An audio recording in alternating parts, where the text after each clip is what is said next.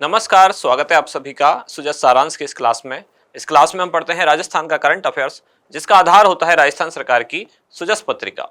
शुरुआत करते हैं हेडलाइंस के साथ। सबसे पहली जानकारी, प्रदेश के मतदाता मतदान का नया रिकॉर्ड बनाएंगे। कल यानी कि 25 नवंबर को राजस्थान विधानसभा के चुनाव होने वाले हैं और जो भारत निर्वाचन आयोग है उसके द्वारा ये प्रयास है कि ज़्यादा से ज़्यादा लोग मतदान करें। इसी क्रम में पिछले कुछ दिन से आप लगातार देख रहे हैं कि चुनाव से संबंधित जानकारी हम पढ़ रहे हैं। अब देखते हैं आगे अगले पेज पर। इस बार पहली बार होम वोटिंग और क्यूआर कोड वाली मतदाता सूचना पर्ची दी जाएगी। क्यूआर कोड को स्कैन करने पर मतदाता को संबंधित पोलिंग बूथ कौन सा है उसके बारे में जानकारी उपलब्ध हो सकेगी। मतदाताओं से अपील कि 25 नवंबर को मतदान जरूर करें। सहायता केंद्र बनाए गए हैं, मतदान केंद्र पर आवश्यक सुविधाएं भी दी जाएंगी। 26,000 से अधिक मतदान केंद्रों पर लाइव वेबकास्टिंग होगी। इसके बाद आगे है मुख्य निर्वाचन अधिकारी, राजस्थान के जो राज्य मुख्य निर्वाचन अधिकारी हैं प्रवीण गुप्ता, उनकी सुजस ई बुलेटिन के साथ खास बातचीत हुई है। बताया है कि चुनाव को लेकर क्या क्या तैयारियां हैं, जैसे कि इस बार युवा, महिला और दिव्यांग बूथ बनाए जा रहे हैं। अभी अभी हमने देखा कि सतरंगी सप्ताह भी समाप्त हुआ। 16 से लेकर 22 नवंबर तक इसका आयोजन किया गया। सप्ताह के 7 दिन अलग अलग कलर थीम के साथ, अलग अलग टाइटल के साथ जो मतदाताओं के कुछ अलग अलग समूह हैं उनको लक्षित किया गया था, ताकि मतदान के लिए उनको प्रोत्साहित किया जा सके। यहाँ क्या क्या सुविधा दी जा रही हैं मतदान कर्मियों को, उसके बारे में भी जानकारी दी गई है। अगले पेज पर है मतदाताओं के लिए बूथ पर बैठने, पेयजल, प्रकाश और छाया की पर्याप्त व्यवस्था की जाएगी। चुनाव संबंधी पूरी जानकारी है क्योंकि कल चुनाव होने वाले हैं। मतदान के लिए निर्वाचक पहचान पत्र के अतिरिक्त 12 अन्य दस्तावेज मान्य, यानी अगर कोई अपनी वोटर आईडी भूल जाता है या किसी कारणवश वोटर आईडी उसकी मिसिंग है, तब भी वह वोट डाल सकता है इन 12 दस्तावेजों के आधार पर।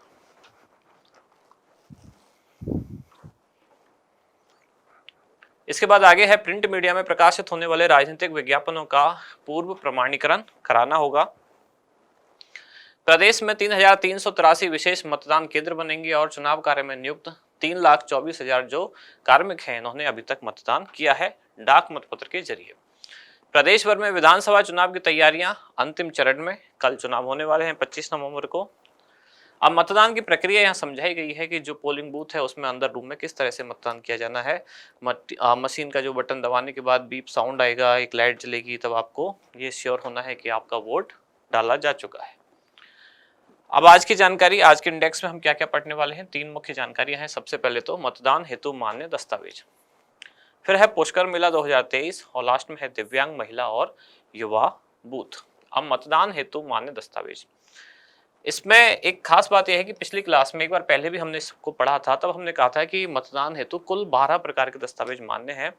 दरअसल उसमें एक करेक्शन है, पहले जब 12 प्रकार के थे तब न्यूज में ऐसे ही था, ये कुल 12 नहीं बल्कि कुल 13 हो जाते हैं। कैसे कि एक तो वोटर आईडी भी है आपकी, जो अगर वो उपलब्ध नहीं है उसके अभाव में, तब 12 प्रकार के जो अन्य दस्तावेज हैं वो इसमें मान्य होंगे। अच्छा, ये 12 दस्तावेज कौन कौन से हैं? यहाँ ये पुरानी जानकारी है, ये वाला निर्वाचक फोटो पहचान पत्र, अगर इसको भी हम शामिल कर लेते हैं तो कुल हो जाते हैं 13। आज की न्यूज में जो है अपडेटेड जानकारी, उसको मैं पढ़ देता हूँ कौन कौन से हैं। जैसे कि एक हो गया आधार कार्ड, दूसरा हो गया मनरेगा जॉब कार्ड, तीसरा हो गया ड्राइविंग लाइसेंस, चौथा पैन कार्ड, पांचवा हो गया भारतीय पासपोर्ट, छठा हो गया फोटोयुक्त पेंशन दस्तावेज, सातवां बैंक और डाकघर द्वारा जारी फोटोयुक्त पासबुक, फिर आठवां है श्रम मंत्रालय द्वारा जारी स्वास्थ्य बीमा स्मार्ट कार्ड, फिर है एनपीआर के तहत आरजीआई द्वारा जारी किया गया स्मार्ट कार्ड, फिर है केंद्र राज्य लोक उपक्रम पब्लिक लिमिटेड कंपनी द्वारा अपने कर्मचारियों को जारी किया गया फोटोयुक्त सेवा पहचान पत्र, 11वां है सांसदों, विधायकों और विधान परिषद सदस्यों के राजकीय पहचान पत्र, और 12वां दस्तावेज है सामाजिक न्याय एवं अधिकारिता मंत्रालय द्वारा जारी यूनिक डिसेबिलिटी आईडी कार्ड। इस तरह से 12 दस्तावेज ये प्लस एक आपका वोटर आईडी, कुल 13 दस्तावेज इसके लिए मान्य है। प्राथमिकता दी जाती है वोटर आईडी को, लेकिन यदि वो उपलब्ध नहीं है तो इन 12 में से किसी के द्वारा भी चुनाव में वोट डाला जा सकता है। फिर अगली जानकारी क्या है कि दिव्यांग, महिला और युवा बूथ विधानसभा चुनाव में मतदान प्रतिशत बढ़ाने के लिए इस बार महिला बूथों की संख्या बढ़ा दी गई है। यानी महिला बूथ पहले भी थे, अब इनकी संख्या बढ़ाई गई है। लेकिन पहली बार जो प्रयोग किया जा रहा है वो है कि पहली बार युवा और दिव्यांग बूथ अलग से बनाए जाएंगे। इसका मतलब क्या है, दिव्यांग बूथ पर जो भी कार्मिक हैं वो सभी दिव्यांग होंगे। इसकी संख्या कितनी है इसको हम देखने वाले हैं। 12 जिले में कुल 32 महिला बूथ बनेंगे, जिनकी जिम्मेदारी संभालने के लिए 128 महिलाएं कार्यरत हैं। एक जिले की जानकारी यहाँ है, जिले की हर विधानसभा में 8 महिला बूथ बनाए गए हैं। जिले के हर विधानसभा क्षेत्र में 8 युवा बूथ बनाए जाएंगे, जिन पर 40 वर्ष तक की आयु वाले पीठासीन अधिकारी और मतदान कर्मचारी जो अधिकारी हैं वो सभी इस पर कार्य करेंगे। हर विधानसभा में 2 दिव्यांग मतदाता केंद्र होंगे, जिन पर मतदान प्रक्रिया संपन्न कराने वाले कार्मिक भी दिव्यांग होंगे। तो जो पहली बार प्रयोग किया जा रहा है वो कौन सा है, युवा बूथ और दिव्यांग बूथ। युवा बूथ पर 40 वर्ष से कम आयु वर्ग के जो भी अधिकारी कर्मचारी हैं वो कार्यरत होंगे। दिव्यांग बूथ पर दिव्यांग कार्मिक जो हैं वो कार्यरत होंगे। और महिला बूथ जो पहले से भी संचालित है, पहले भी चुनाव में उसका प्रयोग हो चुका है, उनकी संख्या बढ़ाई गई है।